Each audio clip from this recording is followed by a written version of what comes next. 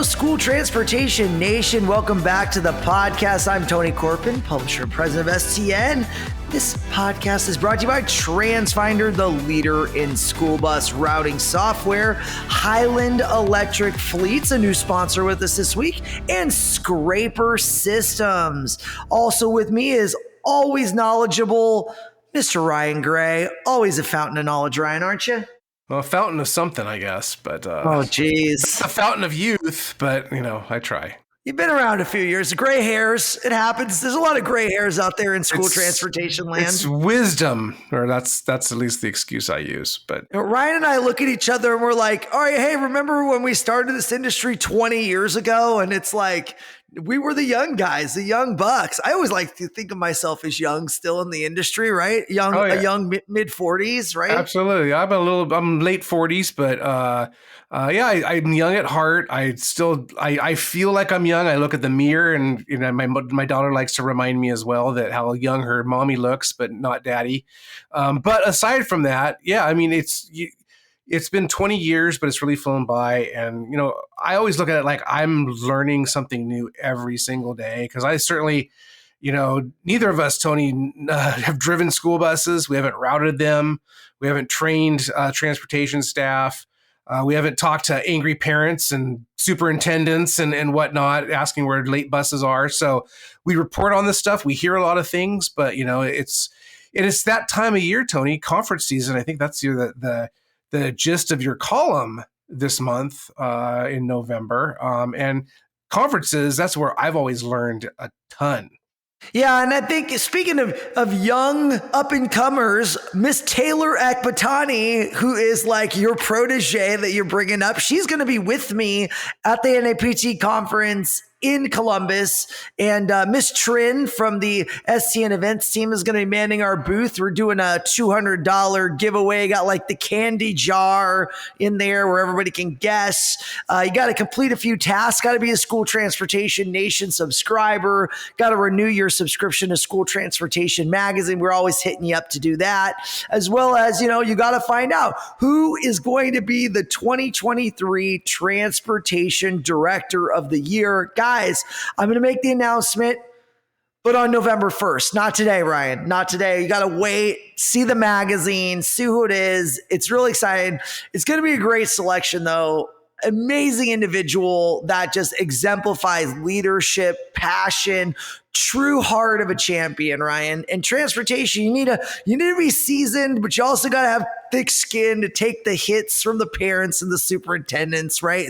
Those gray hairs, maybe they come quicker when you're in school transportation. I feel like that happens. But so a lot of great stuff coming up here at the conference. And all right, Ryan, before we dive into the headlines, we've got a quick message. This message is brought to you by Highland Electric Fleets, with a mission to make electric fleets accessible and affordable for all. Highland is the most experienced fleet electrification provider in the United States, with more than 500 school buses under contract and 1 million miles on the road. Highland's turnkey solution makes upgrading to an electric fleet simple, affordable, and reliable. Highland plans, procures, implements, and optimizes your fleet for you so you can focus on what you do best. Experts in grant writing incentive programs, Highland has helped secure approximately $60 million in funding for their partners. To learn more, visit highlandfleets.com. That's highlandfleets.com. All right, wonderful Miss Taylor Ekbatani is going to be talking with two guests from Widefield School District number 3 in Colorado. They're going to be talking about transporting students with special needs, which is a subject that's near and dear to our heart, Ryan, because we've got the TSD conference literally knocking on our door November 15th through the 20th, guys. If you haven't registered, you can go on that website, press the button. We may extend registration past the 27th of October. So if you haven't registered and you thought, oh my God, I can't register any longer. Well, we might, people procrastinate. We got to keep like moving the bar, Ryan. I feel like, we got to give them a little more time. You just show up day of and we'll register you. But, try to keep that online registration open. TSDconference.com. Phenomenal ultimate special needs training experience. You guys got to come out. If you haven't registered yet, it's a must attend. If you have any touch in the special needs community in your fleet, you got to see the legal legals. We got Betsy Helfrich, amazing. She's going to give us so much knowledge about some really landmark legal cases, guys. And this is stuff you got to be up to speed on. You can't be in ignorance about this stuff. You have to be up to speed. Ignorance does not absolve you of liability. And lawyers are out there ready to sue at a moment's notice, I'm sure, if anything's wrong. And this is the plight of transportation. We got to be 100% all the time. There's very little margin for error, Ryan. Absolutely. And speaking of legal eagles, Peggy Burns, you all know that name, tenured faculty member. She was the legal mind for student transporters for 25 years or so. She is going to be at TSD conference in about a week's time or so. She's going to be on a panel with Betsy Helfrich and Sue Trump. So Peggy and Sue, tenured faculty. I believe we're going to have our board of advisor, John Benish, on that as well, where we've written about this and we've talked about it, looking back at the 1999 Sue Savage case in Pennsylvania and how it differs and is similar to some recent cases. Of course, we had that New Jersey fatality, that choking death on board back earlier this summer. So important stuff. And like you mentioned, Betsy, a preeminent special education attorney, a nationwide LRE speaker. So that when they speak at LRE, they only take the best of the best, folks. And we got her for TSD. So come out. Register now, or come on out. Find a hotel room. They're at a premium, Tony, but you can still come out and register on site as well.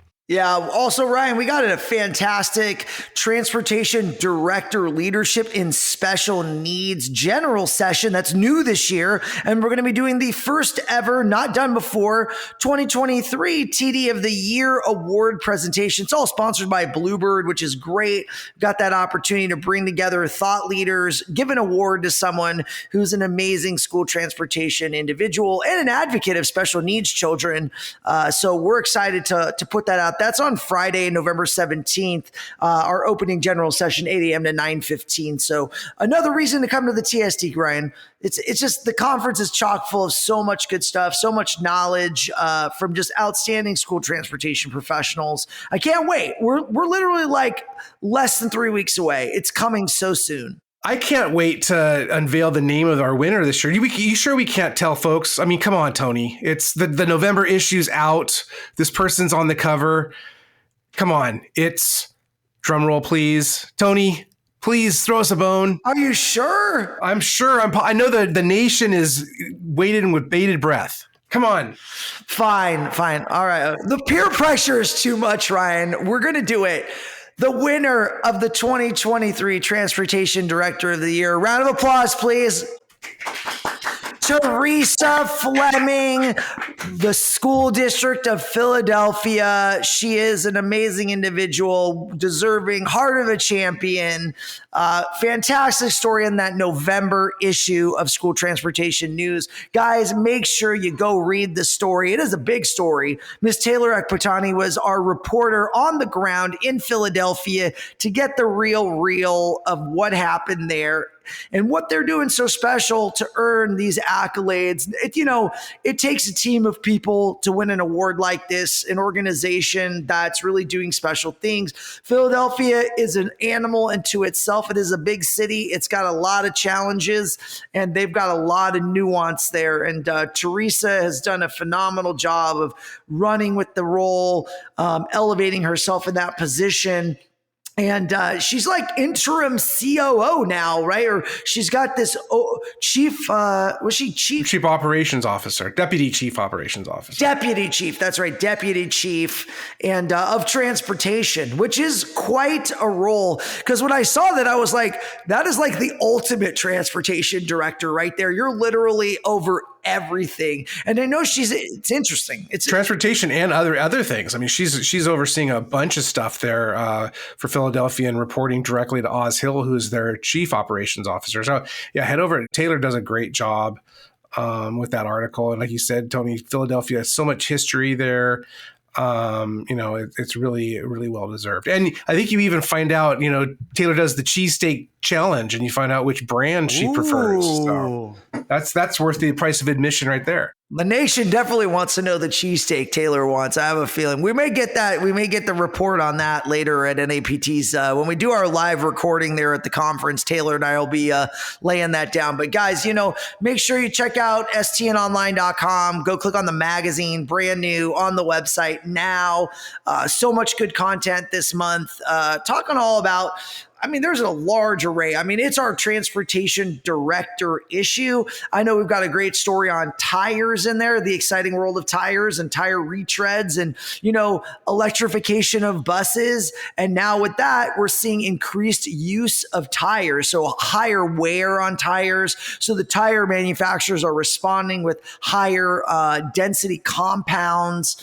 It's very interesting. I know when we did our readership study through Signet Research, it was about just shy of 700 respondents. Tires is almost number one in terms of what people want to purchase over the next 12 months. So tires is one of those high volume items, Ryan, that is a big expense item. And if you're replacing your tires significantly more frequently because you're rolling electric buses versus a traditional diesel, gas, or propane, that's a consideration because of the costs.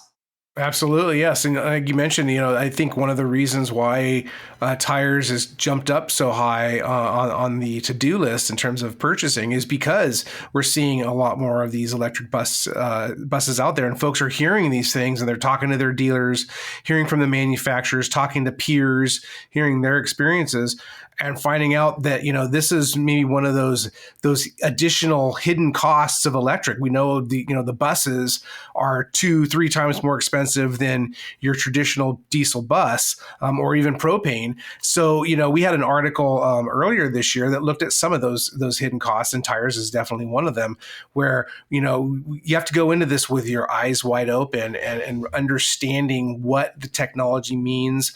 Because if you understand what the technology is, how it differs, how it's affecting your different assets and your products, then you can make better decisions. You can do better planning. And I think that's really where we're going to see the needle move as folks, really hone in on that total cost of ownership, those life cycle costs, really, getting as much data as possible. And how do you use it?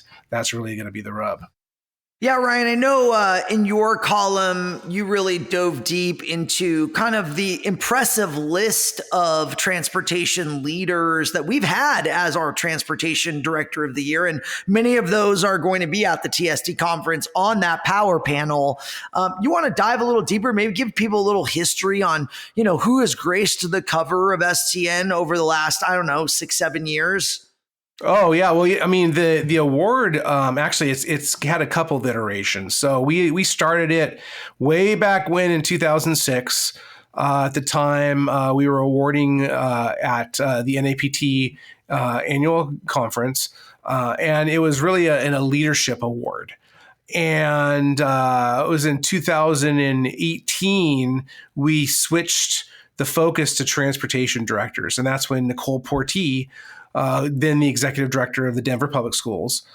She was on the cover. Since, talk about getting her at the right time, she's now the assistant superintendent for Charlotte Mecklenburg Schools in North Carolina. Of course, we'll be in North Carolina in her backyard, literally, in March of 2025 as we move STN Expo East back out there. So Nicole, of course, she learned from the great Pauline Gervais, our TSD tenured faculty emeritus. She was the longtime executive director there at Denver.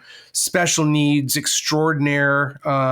So, we knew that Nicole was really coming with a pedigree there, learning under the tutelage of Pauline.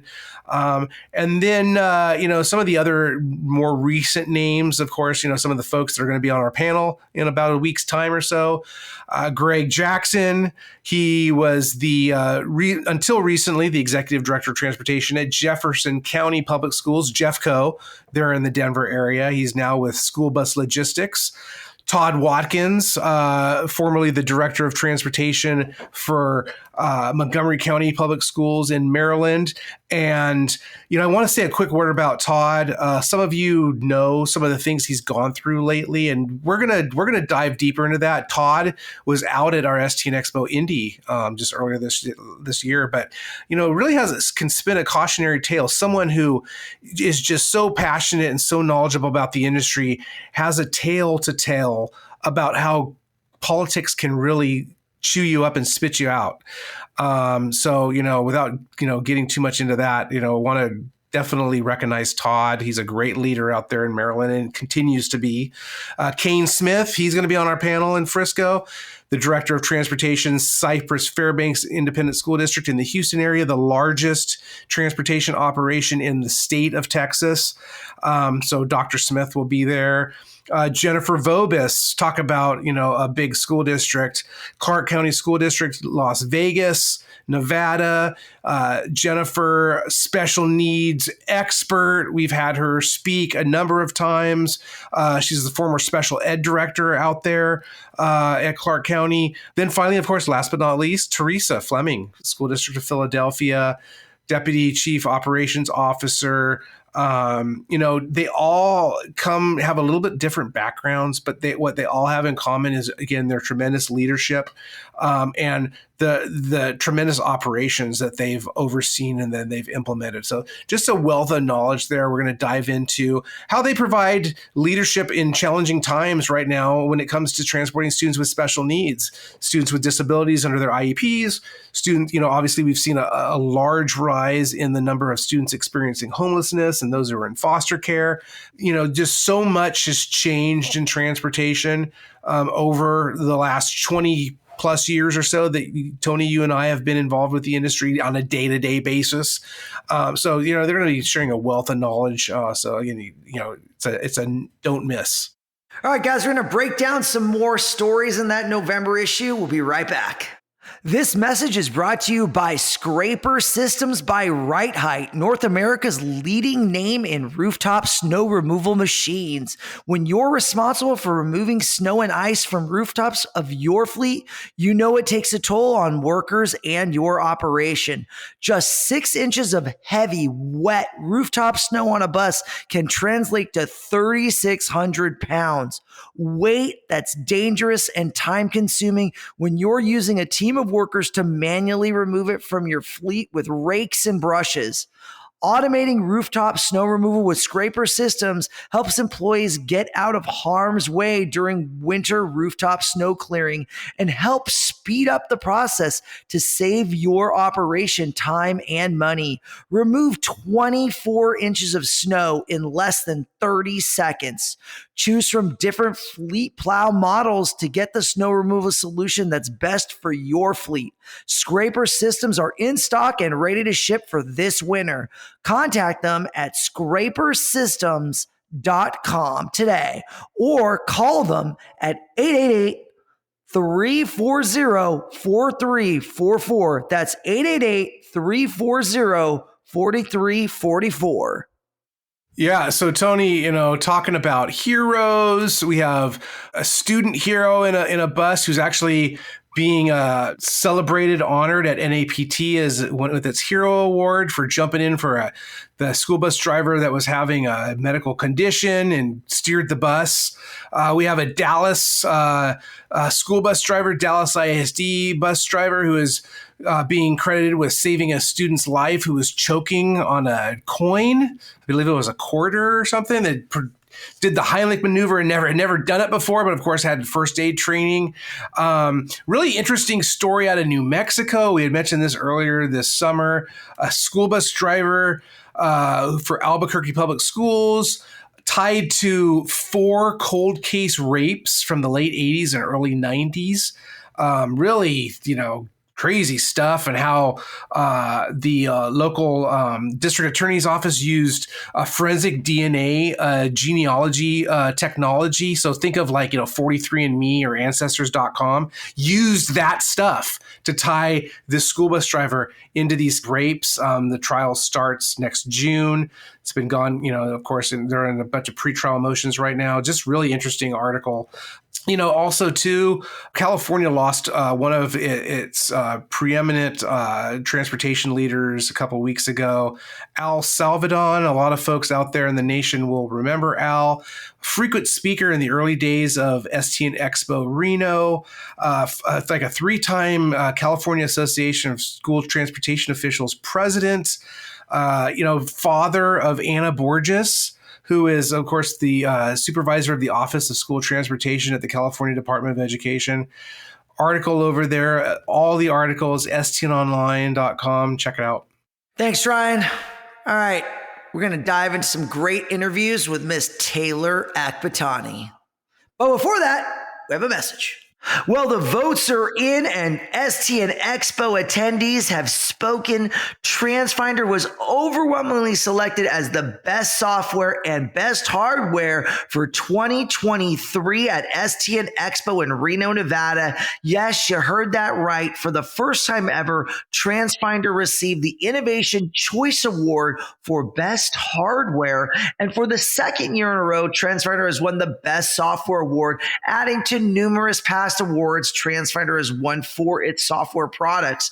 TransFinder's move into hardware was driven by client demand. TransFinder now provides the tablet, the mounts, the card reader, and more as part of its one partner, one solution approach. Guys, you can learn more by visiting transfinder.com or calling them at 800-373-3609 or email them at getplus@transfinder.com. And make sure you put STN Podcast in the subject line. All right, nation, Taylor Akbatani, I am back and I have two awesome and very special guests here on the podcast.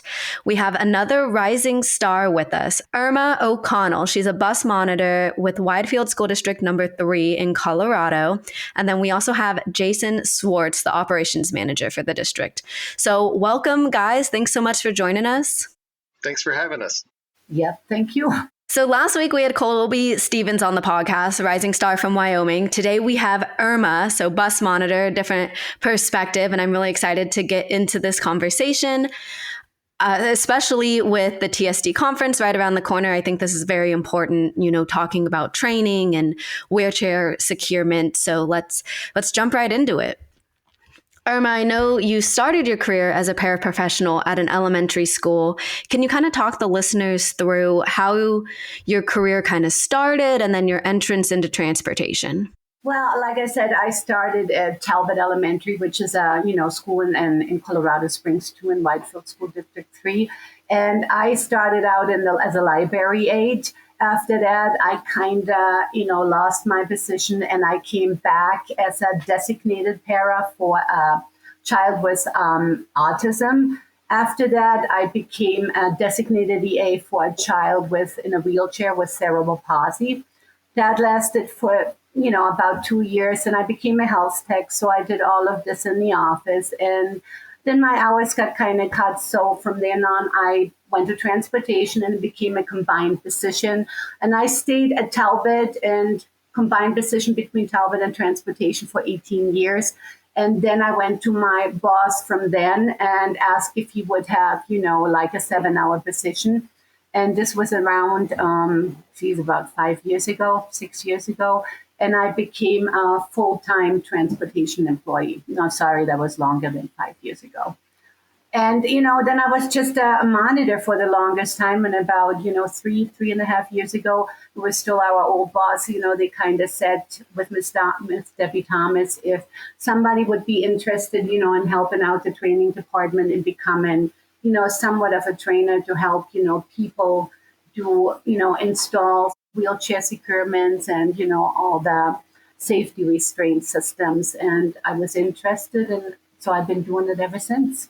And then luckily, Mr. Jason and Mr. Rick and Ms. Yvonne said it was okay, that I keep on going. So I guess I'm doing it until I retire.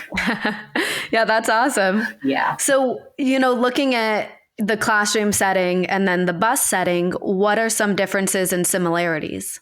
Well, I think rules are kind of the same settings. You have more space in a classroom than you do on a bus. But other than that, I think a lot of them, the approaches are a lot the same because we are like a classroom on wheels.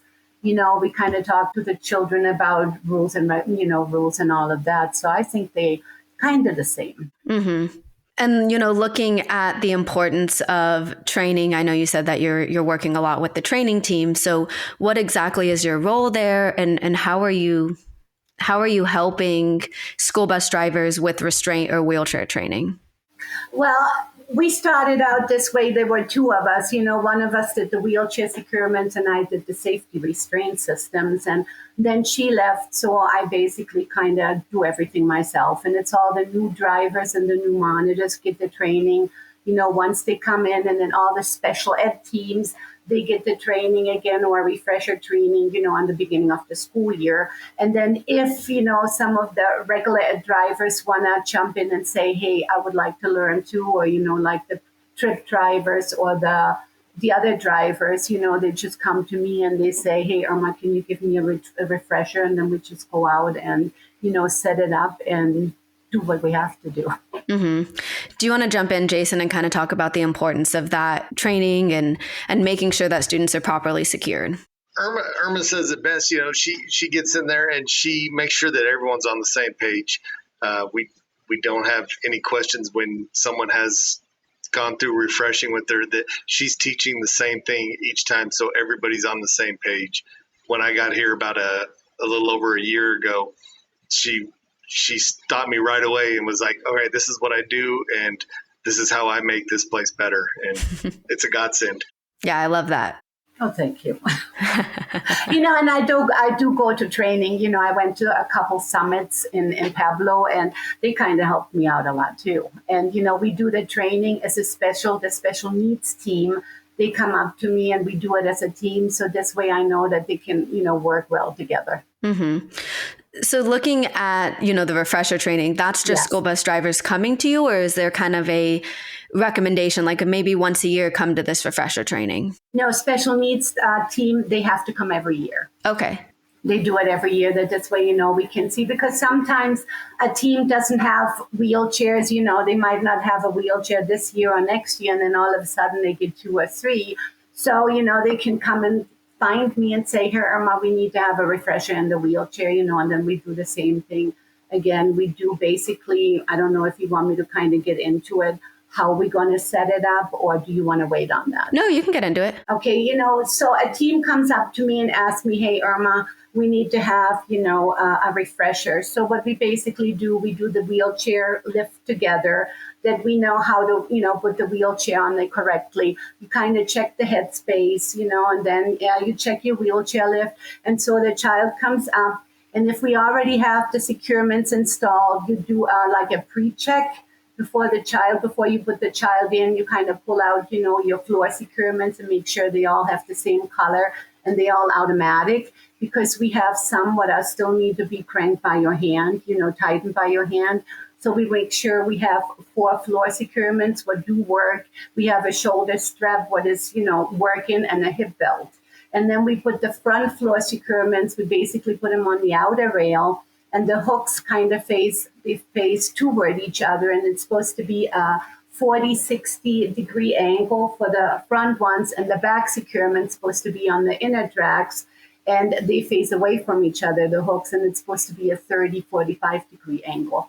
And, I do my shoulder straps first, because you don't really pay attention what you do with your feet when you put those things in there, that you don't trip over them. And once we have all of the secure, then we put in our wheelchair, and we start out with the floor securements first. It doesn't matter if you do the front one or the back ones first, but you have to put your brakes in before you do it. So you put your floor securements in, then you undo your brakes and do a gentle push and pull to make sure that the automatic ones are tightened up correctly and tight enough that the wheelchair doesn't move. Then after that, you do your shoulder strap, and you make sure you pull it over the shoulder and tighten it or click it together with your hip belt. And then it's supposed to be tightened on the hip, and then you kind of, secure that too and make sure it's tight enough. And this is how we do our wheelchair securements. Yeah, thank you for sharing. Yeah, and they're all in a bag. They go in the bag on the end of the school year. So on the beginning of the school year, I think every bus driver and every monitor on the team should, go on the bus and take them out and make sure that they have a complete set and a set what matches, that you don't have, different colors, and so that they all match together, and then you're able to use it as soon as you find out that you have a wheelchair. Okay. So maybe this is a question for Jason, or if Irma, you can jump in as well. How many special needs buses do you guys have, or how many students with special needs do you guys transport? What's that number? That kind of varies. Actually, today it varies day to day. We have about 20 special needs buses that run routes every day. Yeah, I don't know the students either. Okay. But yeah, no worries. yeah, all the special needs team goes through that training, every beginning of the school year. And then if they need refreshers, they just come and, find me or talk to the trainers, and then we go from there. Mm-hmm. And all the new drivers and the new monitors, regardless, they have to go through the whole training. They go through the lift, how to operate the lift, how to do a manual, just in case the lift breaks down and you have a student on top of the wheelchair lift. Mm-hmm. So they need to know how to do, the manual part. They need to know how to put in the restraints and take them back out. They also need to know how to do the safety restraint systems. And so they go through all of this, and then they go to the book just to make sure that everybody is on the same boat. So in case it happens, then they do need to fill in for, a special needs driver, that this way they know what they have to do. Yeah, that's important. And especially in reference to the New Jersey school bus monitor facing charges, Yes. after a student with special needs died because their seatbelt was wrapped around her, Yes. and we'll be talking more about it at TSD. But from a monitor and a trainer perspective, Irma, why should something like that never happen? And what precautions should be taken to ensure that students are transported safely? Well, I'm sorry, this should never happen. And the driver, when I go on my bus and I have my, wheelchair student on there, like I said, I make sure that the floor securements are on there first correctly. And then I do, the shoulder strap and make sure it goes over the shoulder and not over the head, mm-hmm. and then tighten it. And the driver also, as soon as they're done with the wheelchair lift, they come on the bus, go around and come in the back and double check, to make sure that everything is in the correct way. And I also sit in the back of the bus. Mm-hmm. So in case something happens with that child, because some kids like to take their arm and go around and take it out of the shoulder strap, and all of a sudden it hangs down by their hip. So that's why the monitor should be in the back of the bus to make sure, that the straps, the shoulder straps and everything stays where it's supposed to be. Mm-hmm. Are you guys doing any evacuation training as well? Yes, we do front door and back evacuation once a year, yeah. Mm-hmm. And is that with students with special needs? Yes. With both. We do general Yes. education and special education. We do evacuation drills with each of them. And we do transport about 230 SPED students a day. Oh, wow. Okay. And with those, are the monitors on all special education routes? Yes. Yes. Sometimes we have two, depending on the category or the needs of that route. Okay. So in addition to being a Rising Star, Irma, you were also selected as the 2022 Bus Monitor of the Year with the Colorado State Pupil Transportation Association. Yeah, I was kind of shocked.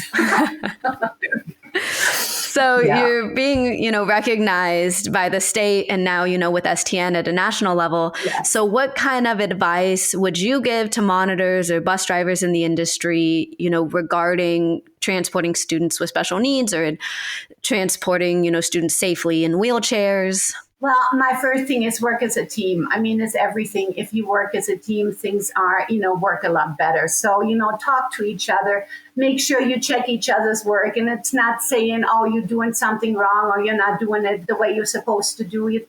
Just check each other's work. So, if the driver knows how to put a wheelchair and, work together, check each other. Mm-hmm. Yeah, that's important. So do you guys have select bus monitor, bus driver teams then? Yes. Okay. So making sure there's kind of that teamwork, that camaraderie. Yes. Awesome. Yes. I think it's all about teamwork, really. If you work as a team, everything works better. Mm-hmm. And 4 eyes see more than one. Yeah. I like that. Or 4 eyes sees more than 2. I'm sorry. Awesome. Well, thank you guys so much for jumping on. And like I said, we'll be having a greater conversation at the TSD conference on the importance of transporting students with special needs and what that kind of entails. So for our listeners, if you haven't registered yet, definitely head out to tsdconference.com. You can register on site as well. So looking forward to it. And thanks so much, Irma and Jason, for jumping on the podcast. Thank you for having us. Thank you for having us. A special thanks to Miss Irma, Jason, Ryan, Taylor. Always appreciate our sponsors as well. TransFinder, Highland Electric Fleets, and Scraper Systems. Guys, don't forget to check out that brand new November issue on the website. Got the Transportation Director of the Year. Read all about Teresa Fleming and the School District of Philadelphia. STNonline.com for all the latest news analysis on the school transportation industry. Always keeping you in the know of all the things happening. Subscribe on Apple Podcasts, Spotify, or wherever you listen to pods. School Transportation Nation, we love you. We'll be live at the NAPT conference next time you listen to us, so don't forget to tune in. Love you, Nation. We'll see you next week.